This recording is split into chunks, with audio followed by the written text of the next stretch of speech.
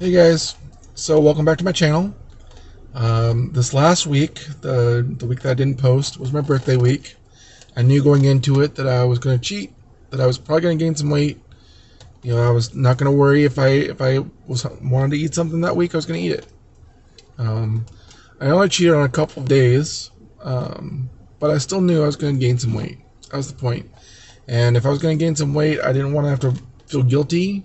I didn't want to have to worry about doing a video that week, so I just knew going in I wasn't going to do a video. Pretty much went how I expected. The day of my birthday, I worked, but I did go in and with Taco Bell that day. That was, my meals for that day were Taco Bell. See, when I work 12-hour shifts, and so I can't leave. I have to have the meals ready for me when I go into my shift.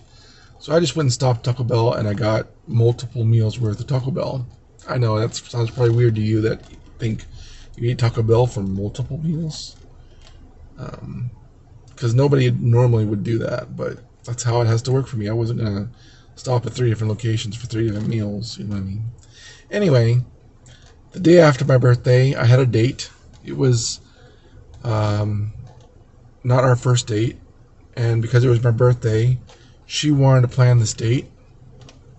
So when she found out that I like biscuits and gravy, and it just so happens that biscuits and gravy is one of her specialties, she made me biscuits and gravy, and it was really, really good. It was one of the best biscuits and gravy meals I've ever had. So there was that, and then like a couple days later, I just was really hungry that day. I probably ate on like 6 different occasions, and they were all kind of smaller meals. You know, I didn't go all out on that day, but it's like I was really hungry for whatever reason, and I felt like because it was my birthday week, I wasn't gonna feel bad about it. I felt like I had an excuse, and that was probably why I was so hungry that day. Is like I saw an opportunity to be able to relax. But the problem is that that week I really did get more relaxed than I wanted to in other aspects. I didn't read the whole week. I didn't work out that whole week. It was really like a very lazy week. And it wasn't until just like a couple of days ago that I felt like I got back on track. Like really like got in the right mind frame again. I actually had to blame that, I think, on a book. See, I don't know if I really want to call myself a true alpha male. I mean, when you think of alpha males, you think of someone who, like, is a CEO or whatever. But I read alpha male stuff because it gets me into a masculine mindset. It gets me into a goal-minded mindset, and that's where I want to be. Constantly want to be thinking about being just a little bit better every week. And I wasn't doing that. I wasn't feeling that way. My mind has just been elsewhere. And it's for a good cause. It's for a good reason that I've been off the ball. I'm a happy guy. I wish I could tell you more about it. Why I've been unfocused. But all I can say is that it's been good stuff. Been good reasons to be off the ball. But I did need to get back into reading, into being on my goals, doing my daily habits, and it's just been the last few days that I've been back on track. I was reading the Alpha Male Bible for like the 3rd time, 4th time, whatever it is, because that always kind of keeps me moving forward in the mind frame that I want to be. Truth of the matter is, I kind of see myself almost as a Sigma male. I mean, between the Alpha and Sigma, they're similar personalities. Man, my nose is itchy. I'm sorry. I don't know why my nose has been itching tonight. I keep like wanting like this. So I'm sorry, but anyway, I don't know. When you think of an alpha male, though, you think of like CEOs, and I'm never gonna be a CEO. Sigma males like to do their own thing, and that is very much me. I like to do my own thing sometimes. So, regardless of what personality I am, that's just why I read alpha male stuff. It gets me into a goal-minded, um, positive thinking mindset. And that's all I really do it for. Anyway, beyond that, though, um, I remember the last thing I talked about in the last video was getting that cologne. That I hadn't. I got it, but it arrived at my house, but I hadn't gotten to actually use it on myself. And I wanted to talk about that tonight because Club de Nuit, I think that's how you pronounce the last part, is Nuit, is a clone of Creed at Venice.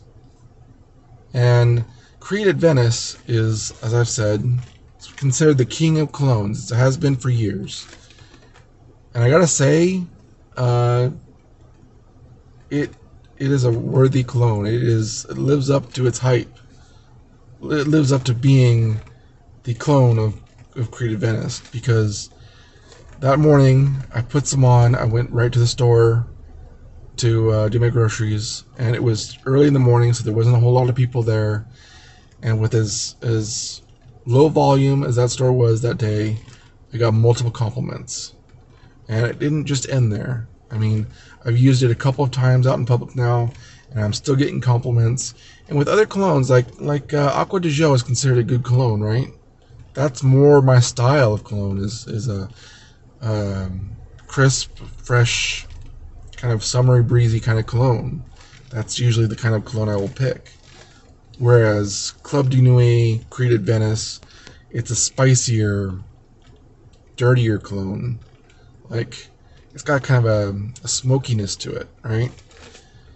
And so it's not, Club de Nuit is not the kind of cologne that I would normally pick, but comparing the reactions I'm getting with other colognes, far and away the most consistently getting compliments kind of cologne I've ever had.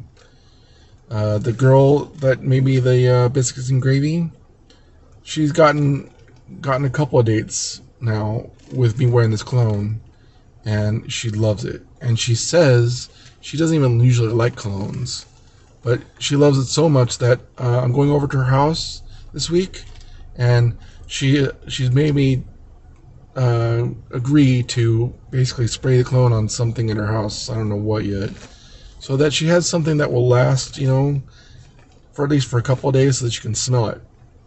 That's how into the cologne she is. So I know that when I sprayed it on, when I got the tester strip, that tester strip lasted for weeks before it finally died. The smell.